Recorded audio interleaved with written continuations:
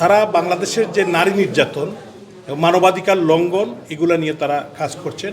আজকে সারা বাংলাদেশে মানুষের যে অধিকার হরণ করছে বর্তমান যে রেজিম, তারা বাংলাদেশের মানুষকে হত্যা, নির্যাতন, খুন, বিশেষ করে আমাদের মা বোনদেরকে সম্ভ্রমহানি, বাংলাদেশের নারীরা আজকে ভয় পাচ্ছেন, ঘর থেকে তারা বাইরে হতে পারছেন না।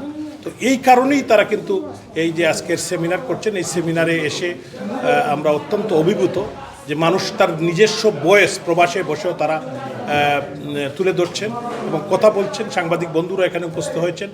আমি মনে করি যে আমাদের যে পবিত্র মাতৃভূমি বাংলাদেশ, এই বাংলাদেশে আজকে যে মানুষের যে অধিকার হরণ হচ্ছে, বিশেষ করে মানুষ তার কথা বলার রাইটটা হারিয়ে ফেলছে, সাংবাদিকরা লিখতে পারছে না, টেলিভিশনে নিউজ দিতে পারছে না, এইটা কিন্তু কোনো সভ্য দেশের কালচার না।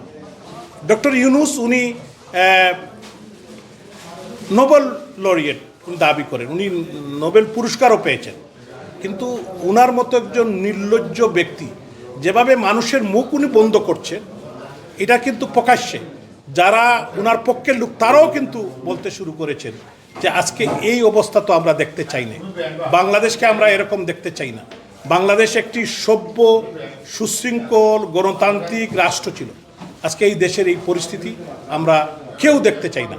তো আমি সবাইকে আহ্বান জানাবো, এই রেজিমের বিরুদ্ধে যারা দেশকে ধ্বংস করছে, দেশের মানবাধিকার লঙ্ঘিত হচ্ছে, এগুলার বিরুদ্ধে কথা বলার জন্য, ভয়েস রেজ করার জন্য সবাইকে আহ্বান জানাবো। আজকে আপনারা দেখেছেন যে ইউকে মানবাধিকার কাউন্সিল আজকে আমাদের ভাই ডক্টর আনিস এবং ফজলে রাব্বি স্মরণের উদ্যোগে যে আলোচনা সভা করেছে, এখানে একটি জিনিস আমাদেরকে ভাবতে হবে যে বিশেষ করে 5 থেকে 8 তারিখ পর্যন্ত বাংলাদেশে যে হত্যা, যে নির্যাতন, যে নিপীড়ন হয়েছে, সেটা কিন্তু বাস্তব অবস্থা আমাদের সাংবাদিক ভাইরা তুলে ধরেননি।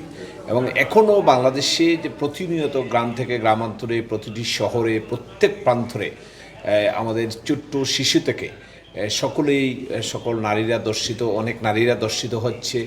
আমাদের মব ভায়োলেন্সের মাধ্যমে শত শত নিরপরাধ মানুষকে হত্যা করা হচ্ছে, তার প্রত্যেকটা নিউজ কিন্তু আমরা পাচ্ছি না। আমরা একটি আন্তর্জাতিক তদন্তের আহ্বান জানাই যে একটি আন্তর্জাতিক তদন্তের মাধ্যমে এই দখলদার ইউনূস সরকার যেভাবে বাংলাদেশে মবের রাজ্য তৈরি করেছে, দর্শনের রাজ্যে যেভাবে আমার প্রিয় মাতৃভূমি লাল সবুজের পতাকাকে যেভাবে পরিণত করেছে, তার বিরুদ্ধে একটি আন্তর্জাতিক তদন্তের আহ্বান জানাচ্ছি।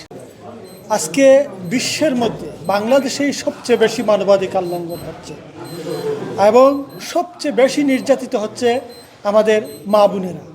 আজকে একজন মা, একজন বোন, সে বাইরে বের হতে পারছে না, নানাভাবে হেনস্থার শিকার হচ্ছে, নানাভাবে জঙ্গিরা তাদের কাপড় ধরে টান দিচ্ছে।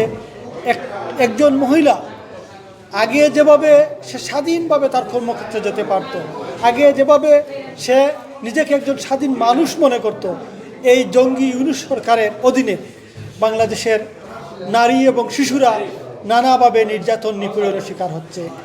বিশেষ করে ঢাকা শহরে এমন এক পরিস্থিতি সৃষ্টি হয়েছে, মাথায় কাপড় না দিয়ে কোনো মহিলা গেলে তাকে নানাভাবে হেনস্থা করা হচ্ছে। এবং সারা বাংলাদেশে আওয়ামী লীগের নেতাকর্মীদের বাড়ি ভাঙচুর, তাদের মা বোনের উপর হামলা, নির্যাতন, একের পর এক। এই যে অবস্থা, এই অবস্থা বাংলাদেশে অতীতে কোনো দিনই ছিল না।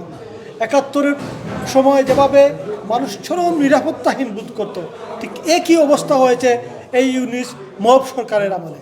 এই মব সরকারের বিরুদ্ধে আপনাদের এই আয়োজন এভাবে অব্যাহত থাকুক এবং মানবাধিকারের দাবিতে যেভাবে বিশ্ব জনমত গড়ে ওঠে এবং মব সরকারের পতন না হওয়া পর্যন্ত আপনাদের কার্যক্রম অব্যাহত থাকুক।